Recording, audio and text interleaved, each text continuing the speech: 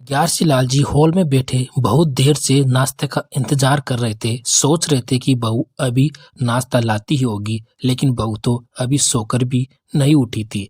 ग्यारसी लाल जी सुबह जल्दी उठ जाते, थोड़ा बहुत घूमते फिरते और योगा करते। उसके बाद नहा धोकर अपने नाश्ते का इंतजार करते, क्योंकि उन्हें सुबह नाश्ता जल्दी करने की आदत है। बहू अभी तक उठी नहीं थी, इसलिए उनकी पत्नी लक्ष्मी जी उनके लिए रसोई में नाश्ता बना रही थी।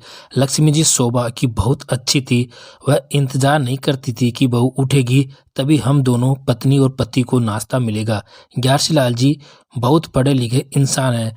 उनका अपना खुद का बिजनेस है, जिसको उन्होंने अपने मेहनत के बलबूते पर खड़ा किया है।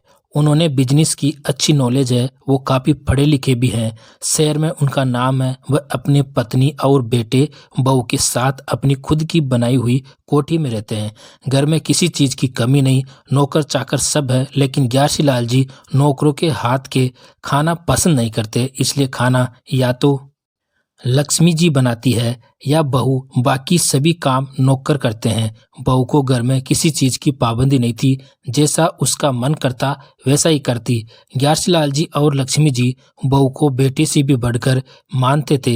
लेकिन अभी कुछ दिन पहले ही ग्यारसी लाल जी का ऑपरेशन हुआ था।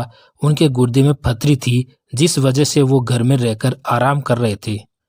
ऑफिस में भी उनका जाना नहीं हो पा रहा था। घर पर ही रहकर अपने बेटे को सलाह देते रहते कि किस तरह से बिजनेस को हैंडल करना है। बेटा भी पूरा आज्ञाकारी था, पिता की हर बात मानता था और उनकी बहुत इज्जत भी करता था। लक्ष्मी जी ग्यारसी लाल जी के आगे डाइनिंग टेबल पर लाकर नाश्ता रख देती है। अरे लक्ष्मी, नाश्ता तुमने बनाया? बहू कहाँ है? जी, बहू भी रसोई में है। नाश्ता उसी ने बनाया है, मैं तो बस आपके लिए लेकर आई हूँ। लक्ष्मी जी घर को चलाने वाली महिला थी। वह बहू की कोई भी छोटी बड़ी बात कभी भी ग्यारसी लाल जी के आगे नहीं बताती थी। थोड़ी देर बाद बेटा बहू भी सोकर उठ जाते हैं और नाश्ते के लिए डाइनिंग टेबल पर बैठ जाते हैं। सभी का नाश्ता होने के बाद ग्यारसी लाल जी अपने कमरे में चले जाते हैं। उनके जाते ही बहू शिवानी बड़बड़ाने लगती है, क्योंकि अब ससुर का घर में बैठे रहना उसे बिल्कुल भी पसंद नहीं था। और अब तो सब कुछ उसके पति के हाथ में आ गया था। पूरा बिजनेस सुरेश ही संभालता था। जब मेहनत मेरे पति करता है तो इन बूढ़े बुढ़िया को बैठकर क्यों खिलाऊं मैं? क्यों उनकी फरमाइश पूरी करूं? बस सुबह सुबह डाइनिंग टेबल पर बैठ जाते हैं और भूखे चिल्लाते रहते हैं। नाक में दम कर रखा है इन्होंने तो। अच्छा किया जो मैं समय पर उठकर नहीं आती। बहू का बड़बड़ाना लक्ष्मी जी को साफ दिख रहा था, और वह इस बात को अच्छी तरह से जानती भी है कि जब से मेरे पति घर में बैठे हैं तब से बेटे और बहू का व्यवहार बहुत ही ज्यादा रुखा हो गया है। लेकिन वह बहू को कुछ नहीं बोलती, चुप रहती। मन ही मन कहती, अगर मैं अपने पति से कुछ बताऊंगी तो वे बेवजह ही परेशान होंगे, और मेरे पति तो वैसे ही बीमार है। मैं उन्हें और परेशान देखना नहीं चाहती। ग्यारसी लाल जी अपनी पत्नी को बहुत प्यार करते थे, क्योंकि लक्ष्मी जी ने पग पग पर पति का साथ दिया। एक दिन लक्ष्मी जी और ग्यारसी लाल जी ठीक ठाक अपने कमरे में सोए थे। सुबह उठकर देखा तो लक्ष्मी जी सोती की सोती रह गई। लक्ष्मी जी अपने पति और बच्चों को छोड़कर इस दुनिया से चली गई। ग्यारसी लाल जी के लिए उनकी पत्नी का जाना किसी झटके से कम नहीं था। वह तो अपनी पत्नी के जाने के गम को बर्दाश्त नहीं कर पा रहे थे। हमेशा कड़क दिखने वाले ग्यारसी लाल जी की आंखों में आज आंसू थे। वह अपनी पत्नी को देख फूट फूट कर रो रहे थे। लक्ष्मी, तुम मुझे अचानक छोड़कर चली गई। रात को तुम अच्छी भली मुझसे बातें करके सोई थी, फिर क्यों सुबह मुझे छोड़कर चली गई? पत्नी के जाने से ग्यारसी लाल जी बहुत ज्यादा टूट गए। हमेशा अपने कमरे में अकेले चुपचाप पड़े रहते। बेटा बहू खाना उनके कमरे में ही पहुंचा देते। उनका बेटा कभी उनके पास बैठकर उनके सुख दुख की नहीं बतलाता, ना ही उनकी दवाइयों का किसी को ख्याल रहता। वह अपने कमरे में पड़े अपनी पत्नी को याद करके बस आंसू बहाते रहते, क्योंकि उनकी पत्नी ने उनका हर कदम पर साथ दिया। ग्यारसी लाल जी शुरू से ही बिजनेस में नहीं थे। उन्होंने पत्नी के साथ अपने गरीबी वाले दिन भी देखे थे। लक्ष्मी, गरीबी में हर समय तुमने मेरा साथ दिया, और अब सुख के दिन आए तो दुनिया ही छोड़कर चली गई तुम। मैं कैसे रहूंगा तुम्हारे बिना? वापस लौट आओ लक्ष्मी, वापस लौट आओ, कहकर ग्यारसी लाल जी लगातार रोए जा रहे थे। धीरे धीरे समय बीतने लगा। कुछ दिन तक तो ग्यारसी लाल जी अपने कमरे से बाहर नहीं निकले, लेकिन फिर उन्होंने हिम्मत बांधी और अपने आप को खुद ही समझाया, क्योंकि बेटा बहू तो अब पूरी तरह से बदल चुके थे। ऑपरेशन को भी 2 महीने हो चुके थे। वह पहले से ठीक थे। घर में बहू बेटे को लक्ष्मी जी के जाने से इतना फर्क नहीं पड़ा। बेटा तो बिजनेस संभालने में बिजी था और बहू अपनी किटी पार्टी और शॉपिंग में मस्त थी। अब उन्हें पिता से कोई मतलब नहीं था। बस वह 2 टाइम का खाना जैसे तैसे उनके कमरे में पहुंचा देते थे। वह भी नौकर के हाथ। उन्हें सब समझ में आ रहा था कि बेटा बहू को मेरे गम या आंसू से कोई मतलब नहीं है। उन्होंने खुद ही अपने मन को समझाया और अपनी हिम्मत बांधी। धीरे धीरे वह अपने पुराने रूटीन में आने लगे। वह सुबह उठकर वॉक करने गए, आकर नहा धोकर डाइनिंग टेबल पर बैठकर न्यूज़ पढ़ने लगे और बहू से बोले, बहू मेरा नाश्ता लगा दो। बहू गुस्से से बर्तन पटकने लगी। बस इस बूढ़े का तो फिर से वही काम चालू हो गया। आराम से अपने कमरे में पड़ा रहता था, लेकिन अब फिर से नाश्ते के लिए भूख भूख चिल्लाना शुरू कर दिया। इतनी सुबह सुबह किसी को भूख लगती है? बहू ने जलते बुनते डाइनिंग टेबल पर नाश्ते की थाली लगाकर पटक दी। बहू को इस तरह गुस्से में नाश्ता देते हुए ग्यारसी लाल जी दंग रह गए, क्योंकि उन्होंने तो बहू के इस रूप को पहली बार देखा था। उनकी पत्नी लक्ष्मी तो अपनी बहू की उनके आगे बहुत बड़ाई करती थी, लेकिन उन्हें क्या पता था, क्योंकि उनकी पत्नी उनसे कुछ नहीं बताती थी। अब तो बहू रोज रोज ग्यारसी लाल जी के साथ बुरा व्यवहार करती, ना तो खाने को ढंग से देती और ना ही उनका कोई काम करती। बस हर समय बहू के चेहरे पर गुस्सा ही गुस्सा दिख रहा था। बहू को इस तरह देखकर ग्यारसी लाल जी बहुत हैरान थे। अब रोज ही ग्यारसी लाल जी को नाश्ता लेट मिलता, वह भी बिना ताने के नहीं मिलता। एक दिन बहू के इस व्यवहार से परेशान हो गया और सोचा कि बेटे से इसके बारे में बात करूंगा, वह बहू को समझा देगा। अपने बेटे से बोले, बेटा मुझे सुबह सुबह नाश्ता करने की आदत है, तुम बहू को समझा दो कि सुबह नाश्ता बना दिया करे। रोज नाश्ते के लिए 10 बज जाते हैं, मेरी दवाई का समय निकल जाता है।